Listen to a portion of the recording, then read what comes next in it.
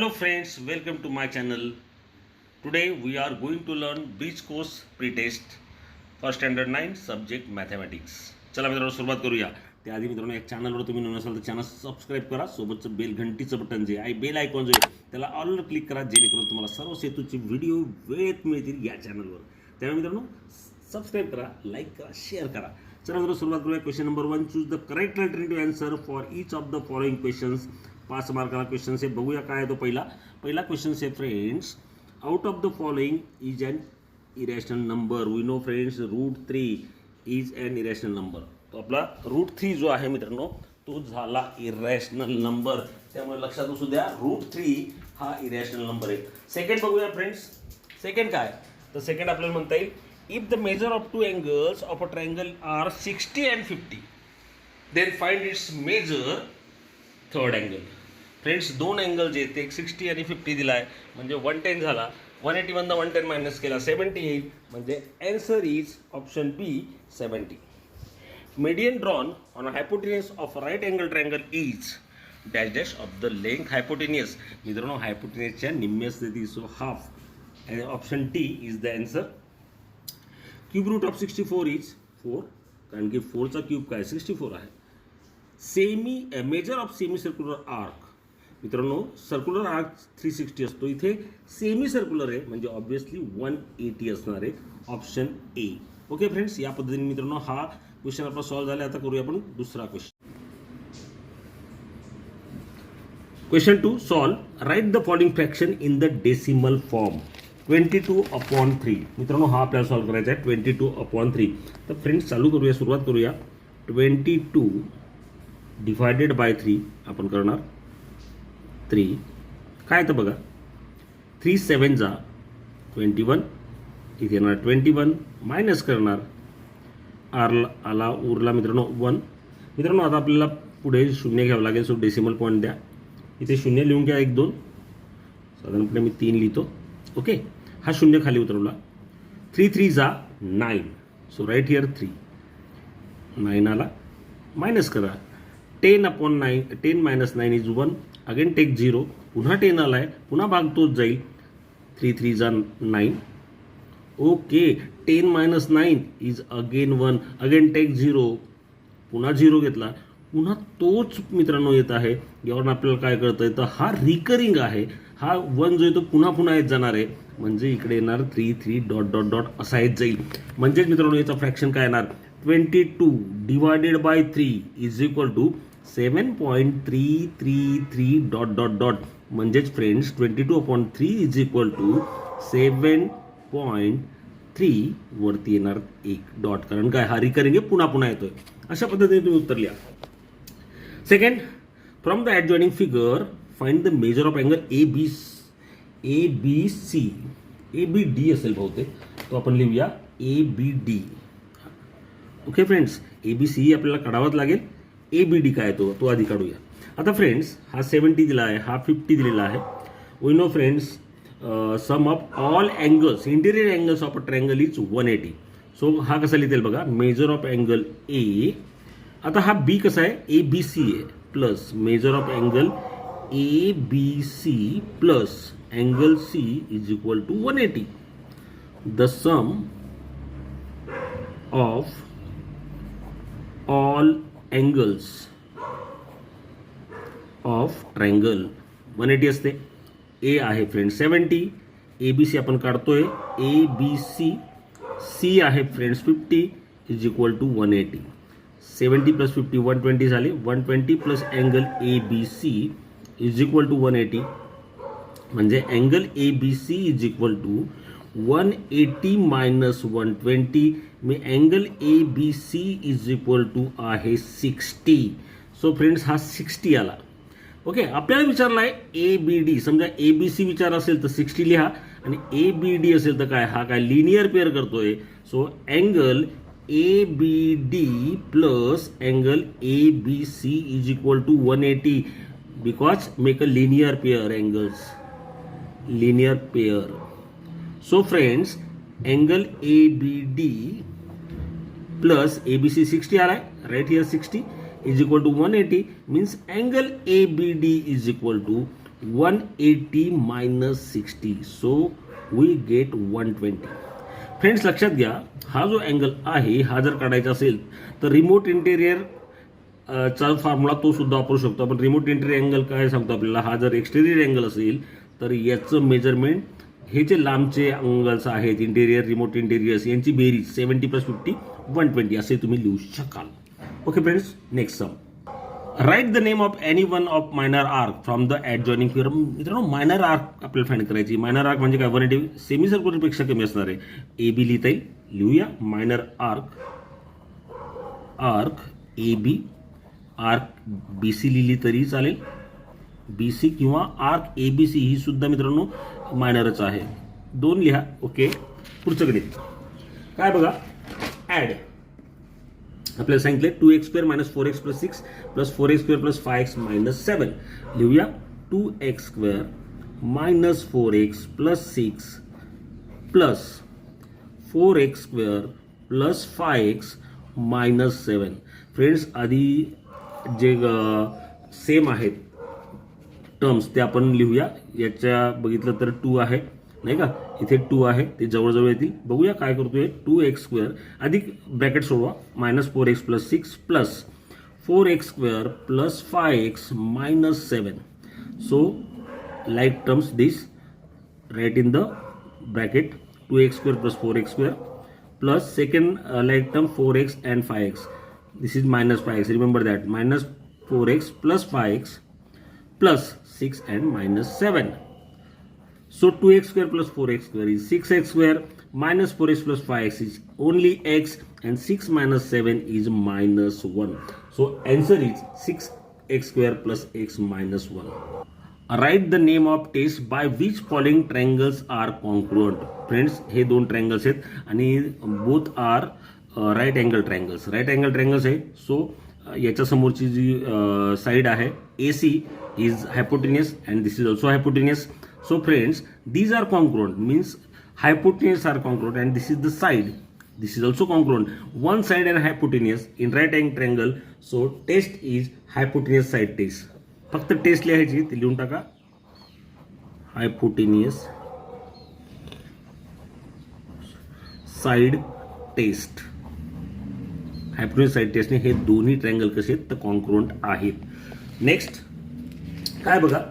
R and S are vertically opposite angles. If the measure of angle R is 70, then find the measure of angle C.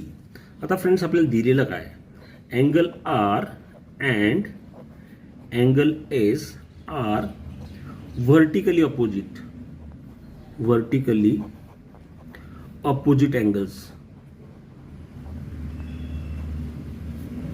angles. Okay, हे vertically opposite angles आहेत. So we know friends, vertically opposite angles are congruent. Right here, vertically opposite angles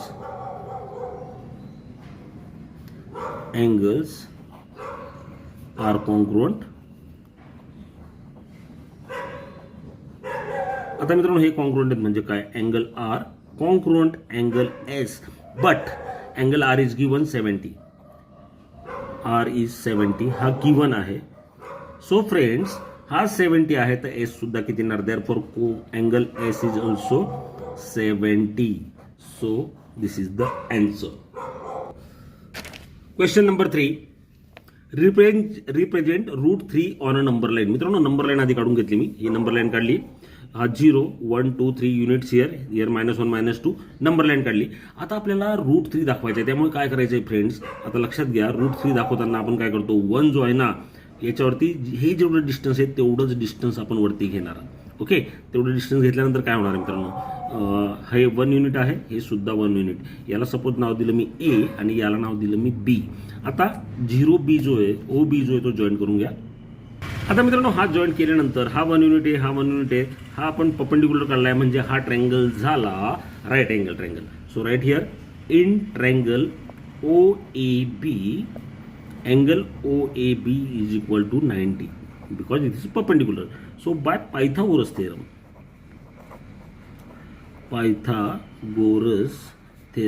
friends √3 काढण्याआधी आपल्याला √2 दाखवावा लागतो number लाईनवर. त्यासाठी आपण करतोय आता OB² हायपोटेन्यूज जो आहे त्याचा square is equal to O A square plus A B square, O A square plus A B square.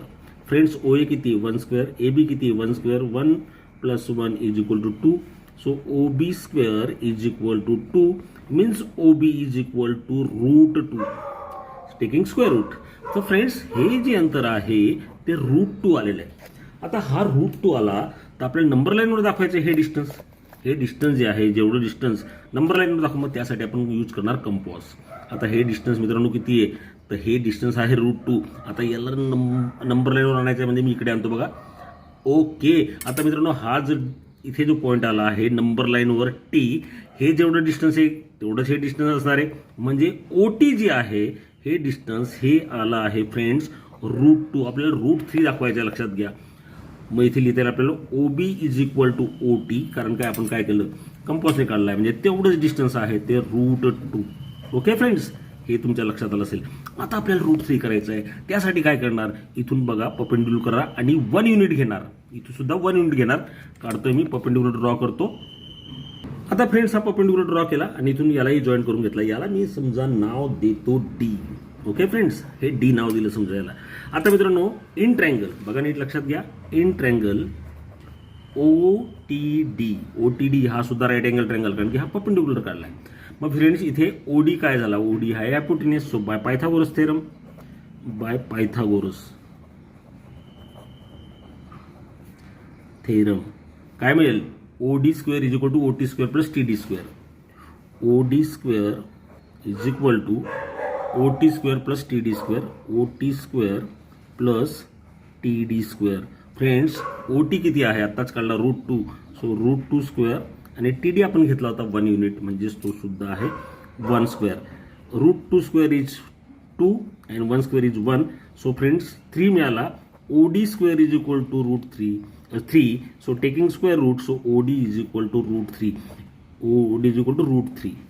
आता मित्रांनो ओडी √3 मिळाला आहे. ओडी हा जो आहे तो √3 मिळाला आहे, परंतु √3 आपल्याला नंबर लाईनवर दाखवायचा आहे. पुन्हा यूज करा याचा कंपॉसचा. हे डिस्टन्स बघा किती आहे, √3 आहे नाही का. मग आता हेच डिस्टन्स खाली ओढायचं आहे आपल्याला या पद्धतीने. सो फ्रेंड्स हे जे आहे हा जो याला काहीतरी नाव देऊन द्या. समजा मी याला नाव दिलं पी. सो फ्रेंड्स हे डिस्टन्स किती होईल मग आता ओ पी, जेवढं हे होतं म्हणजेच √3. हे जे डिस्टन्स आहे हे किती येणार √3. So right here OP is equal to √3 and this shows √3 is on number line. Okay friends, या पद्धतीने हे तुम्ही करू शकाल.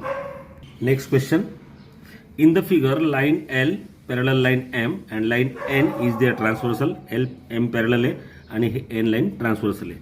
काय म्हटले आपल्याला, write the type of the pair B and C. B आणि C हे कोणत्या टाईपचे पेअर आहे. So obviously friends they are alternative angle. Angle B and angle C alternate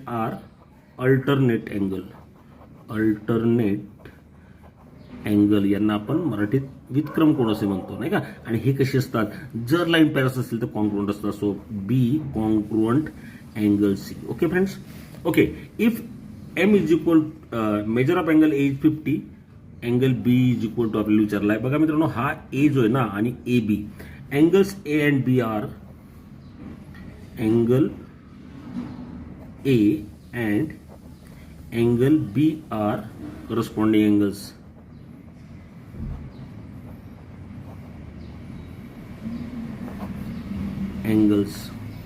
Corresponding angles. So they are also congruent because L and M are parallel. So right here angle A congruent angle B, but angle A is given. Angle A is 50 given, so angle B is also 50. Okay friends. In a circle with center O, segment AB chord, length of AB is equal to 6 cm. Segment OP perpendicular chord AB हा perpendicular है. Length of OP is 4. हा OP आहे 4 आहे. आणि then find the radius of the circle. याची radius find करायची friends. O P distance आपल्याला माहिती आहे. आपल्याला सुरुवात कशी करता येईल बघा. O P perpendicular segment A B और chord A B, and we know perpendicular drawns from the centre to the chord bisect the chord. Formula येतो, प्रमेय येते theorem perpendicular drawn from the center to the chord bisect the chord. Okay friends, मग ही bisect करते इथून जे draw केला तर A B होती 6 म्हणजे हा येईल 3. Therefore A B is equal to 6 means A P and P B are congruent which is 3. आता फ्रेंड्स हा 3 आलाय, हा 4 आलाय, हा आपल्याला काढायचा, रेडियस आपल्याला काढायची, लक्षात घ्या रेडियस.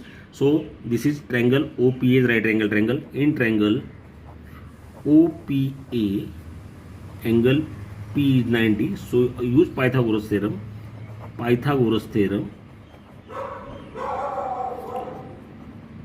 काय येणार, OA square, length of OA square is equal to AP square plus OP square.